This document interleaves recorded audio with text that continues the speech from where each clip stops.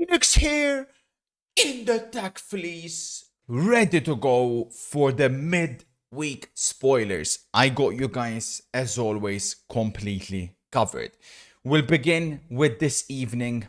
There are some cup matches, but the algorithm accounts tonight or over the next week solely for Premier League and La Liga matches. We begin with Fulham versus Manchester City tonight at Craven Cottage. Listen, don't overthink this one. Manchester City own Fulham. Have a look at the recent results between the two teams. The last time Fulham have beaten or not even, have stopped Manchester City from defeating them was all the way back in September 18th, 2011. That's just how it goes with certain teams. Now, the predicted lineup is as follows. I think we'll see a back five from Fulham. I'm anticipating a back five. There will be rain midweek in England. Manchester City. This is the projected lineup. I worry for City when it comes to midfield. Nico Gonzalez has played every single game for the past however many matches in a row. Sherky will start. I think there'll be some rotation. I would like to see Marmoush get a start because it's actually criminal a bit what's happening with Marmoush. He gets these minutes given in the B team, or when he plays with the A team, he gets like 5 minutes. He comes on at the end and he's expected to make an impact. I would like to see Marmoush instead of Doku and be given a chance from the start. Obviously, Foden, Haaland, they have to be there at the moment. Sherky will start because he didn't start against Leeds over the weekend. But the key for me is in midfield. I would like to see O'Reilly in midfield. I think Pep should experiment with that one. Obviously, he's a natural midfielder. He'll give them that much needed physicality there. Bernardo should be given a rest.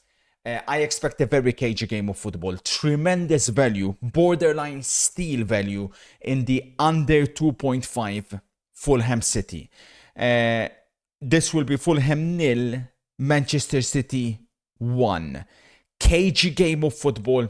City will be a bit similar to the Brentford versus Manchester City game, if you remember from a few weeks back. City will find a way to win. It ain't going to be pretty, but take the under 2.5 because there'll be tremendous value in that one. Up next is the big game, as big as they come, in Spain. Barcelona versus Atletico Madrid. To give you guys some context, it's Barca 34 points, Atletico 31. Atletico Madrid themselves have won the last 7 in a row, only suffered 2 defeats basically since the start of the season, or since after the first fixture where they lost to Espanyol, which were against Liverpool away, Arsenal away. So Barcelona will have to be at their absolute best in order to win tonight. These are the projected lineups for the two teams. Pedri will come back and he'll start. Obviously, we've seen him come on against Alaves off the bench and he looked sensational. De Jong also projected to be in the starting lineup. Rafinha will, as expected, start. Then it'll be the debate between Lewa and Ferran Torres. I think it'll be Lewa that will start. For Atletico, they've converted to a 4-2-3-1. Solo did score 2 goals over the weekend, but I don't expect him to start. I think it'll be Baena in behind Alvarez. And they look a lot better, in my opinion, when they play like this. Keep an eye, of course, for Barrios in midfield as well. Just to give you guys some idea, I, as always, will make a combined 11. I've gone with Joan Garcia in goal ahead of Oblak. I'm a big fan, as you know. Atletico Madrid's weakness remains at right back, so I've gone with Koundé, even though he's not in great form. I'd rather, far from it, I'd argue the contrary. For the 2 centre-backs, I've gone clearly for the 2 Atletico Madrid defenders. The fact that Gerard Martin at the moment is Barca's best centre-back, and he'll probably start, says everything that you need to know. Left back, I've gone with Balde. The 2 in midfield, I've gone Pedri and Barrios. Lamine Yamal, of course, on the right, Rafinha on the left. Barca do have a clear advantage on the wings. The issue with Atletico Madrid's wingers, they work hard, but they don't have nowhere near the end product that the Barca wingers possess. But then, and this is a big one, the number 10 and the number 9, for me, it's clearly Atletico. Baena is decisively better than Olmo. Julian Alvarez is decisively better than Lewandowski at the current moment in 2025. So with all of that in mind, I'm expecting goals. Barca, of course, historically own Atletico. So that is something to keep an eye. Atletico have a terrible record, especially away Barcelona. They've only won once in the last, 15, 20 years. That was coincidentally last season when Atletico beat Barcelona by 2-1 around about the same time last year. I'm expecting goals. It will be Barcelona 2, Atletico Madrid 2. So confident in my analysis, I'll even tell you the goal scorers. Atletico will score first. That is guaranteed. Minute 9, they'll strike early via Nico Gonzalez. Minute 27, Barcelona equalize via Lamine Yamal. Minute 65, Atletico Madrid retake the lead, this time via Sorloth, who'll come off the bench. Minute 78, Barcelona equalize, making it 2-2 via Frankie de Jong. 2-2 Barca Atletico. Then we move on to a big game this evening between Newcastle and Spurs. Similarly, that we were talking earlier in the head-to-head matchups, Newcastle have had quite a lot of success against Spurs. Infamously, that 6-1 at St. James Park a couple of seasons ago, where it was a bloodbath. Spurs at the moment are in disarray. Newcastle expected Tonali to come back into the lineup, even though Luis Milla had a fantastic game. Malik Thiaw at the moment, of course, in really good form. The issue, Romero comes back in for Spurs. The issue I see with Spurs is a very simple one. If they're going to come out 4-2-3-1 and they're going to try to go toe-to-toe with Newcastle, I think Newcastle have a very clear and obvious advantage in midfield. I've gone Newcastle 3, Spurs 2. I am expecting goals. I think Walter I was mightily impressed with him in the game against Everton. They're approaching this game in completely different stratospheres. Newcastle haven't beaten Everton by 4-1, and for Spurs, it's a full-blown crisis. Colomwani is sharp, which is why I'm expecting goals, but Newcastle will win a thriller. Newcastle to win. Up next, we go to Wednesday's games, where we immediately kick off with a big game in La Liga, big game in Spain, between Athletic Club and Real Madrid. Real Madrid, of course, are coming off 3 matches in a row where they haven't won in La Liga. 3 away matches. They have another one. Only 1 win in the last 5 matches in all competitions, which by Real Madrid standards is a full-blown crisis. These are the projected lineups for the game tomorrow. Real Madrid have this big question mark of what do they do in midfield? Whatever combination they seem to do at the moment, it just doesn't work. They looked a little better in the second half against Girona. That was without Arda Güler, which means it'll be Tchouaméni, Camavinga, Valverde, and Bellingham, which for me, it's just not going to work. I don't see it working. Athletic themselves, they've struggled this year. They've struggled to score goals. That's been the main issue. Obviously, Sansei is still out via suspension. Inaki Williams is still injured. 100% projected rain. It'll be pouring in Seville Bilbao. I believe the key matchup in this one is the obvious one. Because for Athletic, their star player is back in form. Nico Williams versus Trent. I don't see Madrid winning this. If they've been unable to beat Elche, if they've been unable to beat Rayo, if they've been unable to beat Girona, I don't see in any way, shape or form they're going to beat a Bilbao team that is just starting to get back in form. For me, Athletic 1, Real Madrid 0. Very low scoring game, very cagey game, but Nico Williams will be the decisive man.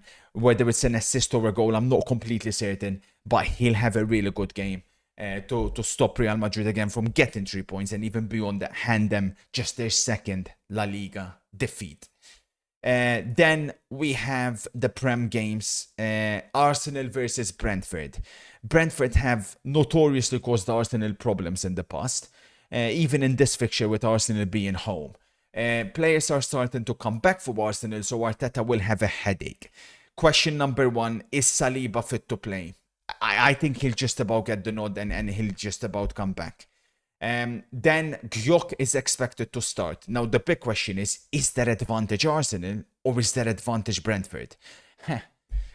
Odegaard also projected to be back in the starting 11.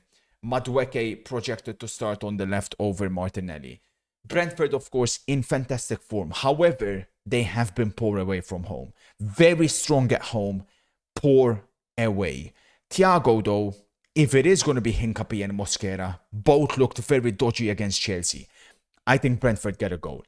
If Brentford get a goal, go with Brentford plus 1.5. As opposed to going to both teams to score, Arsenal will not blitz Brentford. It'll be a close game of football. Arsenal will just about nick it. Arsenal 2, Brentford 1. Take the Brentford plus 1.5. Up next, Leeds versus Chelsea at Ellen Road. No Caicedo for Chelsea. It's projected to be Liam Delap and João Pedro behind him. Andre Santos expected to start. Reece James had a fantastic game against Arsenal, but if history tells us anything, Maresca will prefer to bench him in the next game. So if it's indeed going to be no Reece James and no Caicedo, I said on the last video yesterday, mightily impressed with Chelsea. I think they're back in the title race for me. I think they officially declared them to be in the title race. But they will not beat Leeds. This is a horrific matchup for them at Ellen Road. Leeds, I thought, were exceptional against Manchester City in that second half. I was very, very impressed. They'll be proper up for it. They know they're going to be in a big relegation scrap. Leeds will get something from this game. Chelsea are in a title race, but they will not beat Leeds away. Take the double chance, Leeds. I'm going Leeds 1, Chelsea 1, even draw. Last but not least, the game at Anfield between Liverpool and Sunderland. Liverpool looked so much better against West Ham. The main question, of course, is, will Salah start? It's projected that it'll be Gakpo versus Salah behind Ekitike. Verse, of course, has to start. The best game he's had so far in a Liverpool shirt in the Premier League against West Ham.